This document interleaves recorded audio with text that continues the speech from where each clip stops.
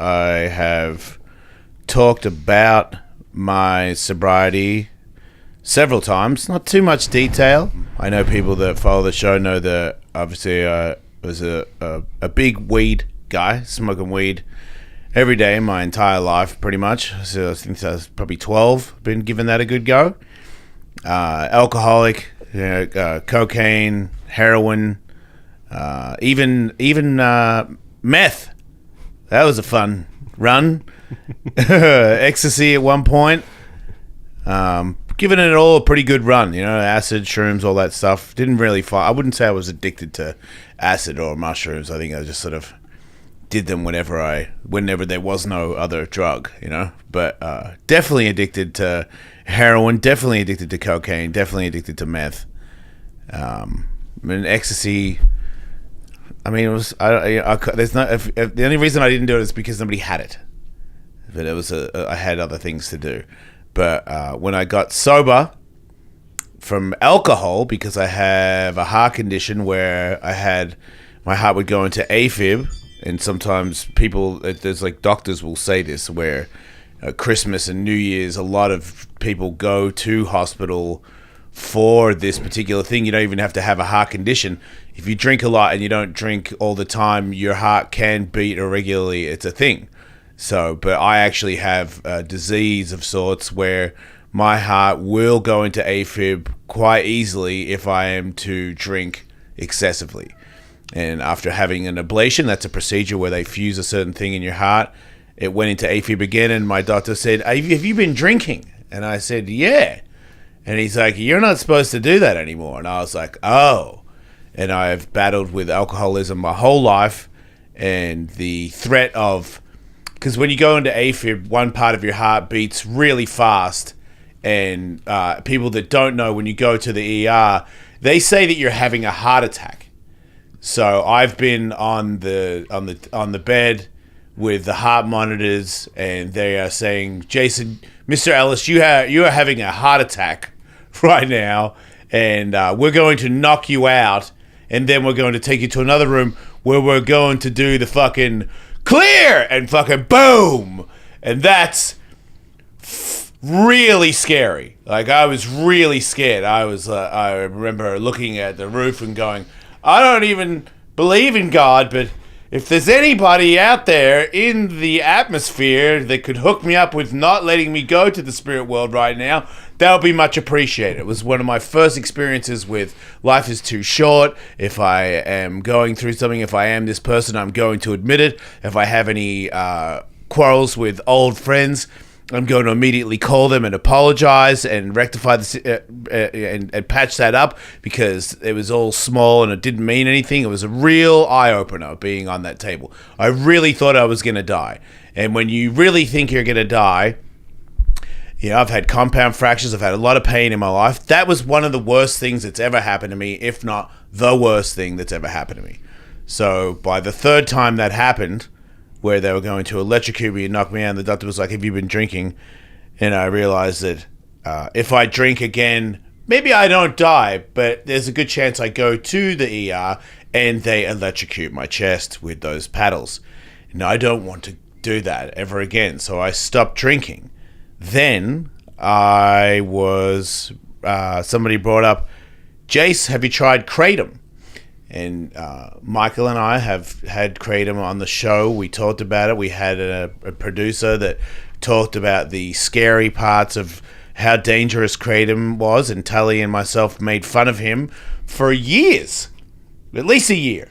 Yeah, I don't even remember exactly how we started talking about it. I think more than anything, it just was a weightlifter guy came in and said he was doing it. Or was that? Yeah, no, that was after, because I think we speak to a wide variety of people from a wide variety of walks of life and life experiences on the show, and people were calling us, and it was a word we'd never heard before, and then slowly but surely callers were calling the show and saying, have you guys heard of this Kratom stuff? And I think just the word is so jarring, it just sticks out. There's something kind of funny about it, and so we started joking about getting ourselves barrels of Kratom, right, which led to somebody saying, a credible documentarian has actually made, a guy who made this well-received, well-regarded documentary about, I think, weightlifting, has now, his next focus is Kratom. You guys talked to the Kratom guy because you guys are always joking about Kratom. And he was addicted to heroin before that, correct? That I don't recall. Is that the case? That's what I thought, or his brother was, or something? The documentary I recall is called A Leaf of Faith. Yeah, Chris Okay. Bell. Yeah. You So know he this? he I came. know it very well. Yeah. So he came by, and he brought samples. Yeah. Because I don't think I don't know if he owned the company or not, but he was pro Kratom, and Right. he had a relationship. And so I remember you. We did it, and Popping I didn't a whole really bunch of it on the didn't spot. really feel, I think because I was high all the time, like doing a handful of the little pills I didn't really feel it. Yeah. Like I was like, yeah, maybe it's good, maybe it's not. It wasn't anything that I really enjoyed or hated. I don't remember thinking anything of it. And then I remember Will saying how dangerous it was, and you and I making fun of Will because I'd already done a handful of these pills and I didn't feel anything. And I was like, dude, it's an herbal bullshit. Right. Like, it's nothing. Yeah. I'm happy if it like helps you skim through your junkie life, but it doesn't do shit to me. It's That's what I remember. it's gas station stuff. That's what I thought. Yeah. So then when I did these shots, I believe from the start I was offered a sponsorship deal. So it was like money, and then if I did a promo code, I would receive some money on every individual bottle that was sold with using my promo code, which didn't add up to much. But it wasn't about that. It was because it was just it was at the wrong time, right time, depending on how it was the wrong time.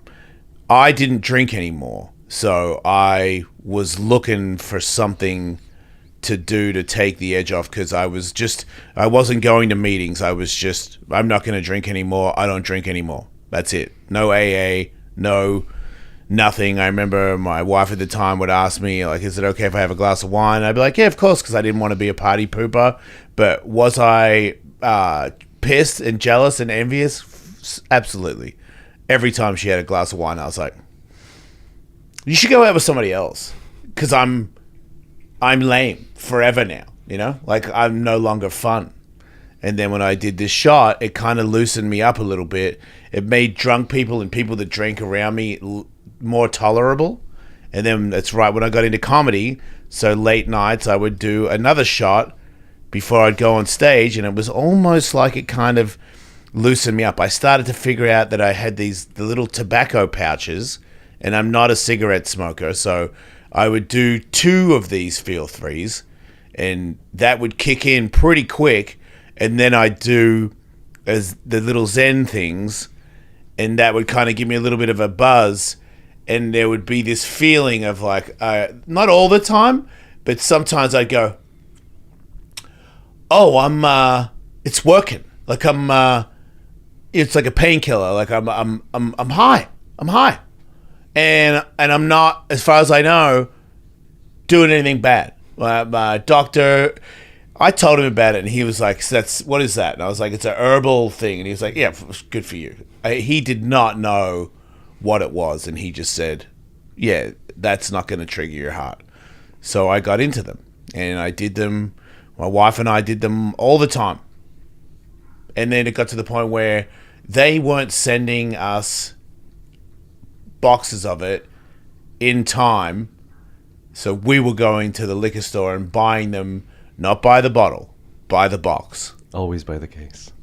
Yeah. Save money, right? Yeah. We would buy the case, and this is from our local liquor store where he didn't give me a discount, dude. But I went so many times, it was like clockwork. At one point I went and I started to figure out that there were some off ones where they would explode when you'd open it. And they smelt and tasted 10 times as disgusting as they already do. And they're not very tasty in the beginning. And I should have caught it, but I didn't. Where I'd be like, oh, no, we got a bad batch. And you got to slam them fast. Not throw them away. Slam them fast. I went to Colombia to get stem cells, and we brought 2 cases to survive Colombia. I don't even know if that's legal, but nobody said anything. But It's not like they have any drugs there. not those ones. But they were fizzing everywhere, and I would drink them, and I would be immediately nauseous because they were off ones. Yeah, did you notice that the carbonated ones did not work the same either? Yeah, wow, that's what they were, because they were fizzy. Yeah, they had gone rotten. They had, it kind of turned to booze in a way. Right, it's a natural fermentation. Yeah. This is probably a good time to introduce our guest. Yeah. Hello, Noah. Hello. Joseph Urbina. That is exactly it. Well done, Michael. What prompts a man to decide I'm going to use that middle name? It's one of those things that as a kid, like having a name Noah Joseph was kind of embarrassing, and then as you grow up, you're like, yeah, that's my name. Did your parents always call you by both names? Of course, when they were mad. Just the classic. Yeah. No. Just Isn't that funny? Just Noah. Just Joseph is my middle name, and at a certain point, My of being baby an adult, mama you says just that embrace it. To my daughter. She gets the first and middle name when she was in trouble. Like, I totally remember that. That's pretty funny. Yeah. But anyway, we know each other accidentally through. What is she to you? She's my first cousin, but we Your didn't first find that cousin. out until 10, 12 years ago. That's crazy. A late in life new cousin edition. And she's my Hopefully you girlfriend. hadn't been dating at that point. We had not been dating. We didn't know each other or about each other. Yeah. And we found See, out at the court, they make you take some DNA tests. Yeah. Lo and behold. But we did find out that there's her and two others. These are first cousins that we never knew about until I was 28, 29 or so. And Catherine's the only one that I've met. But Oh, wow. We're Okay. finding out that my dad's side of the family is from a very, very, very small town in Ireland, and we're finding out that one of the most common other last names is my mom's maiden name. yeah. she was out there. Don't do any more research. Yeah. It might be a tightly coiled family trait. Anyway, go on. Sure. Well, anyway, Catherine showed me video of him talking about Kratom, and I go, yeah, because when I first got off these feel-frees, I tried, and it was really hard, and it's funny. It's just like addiction.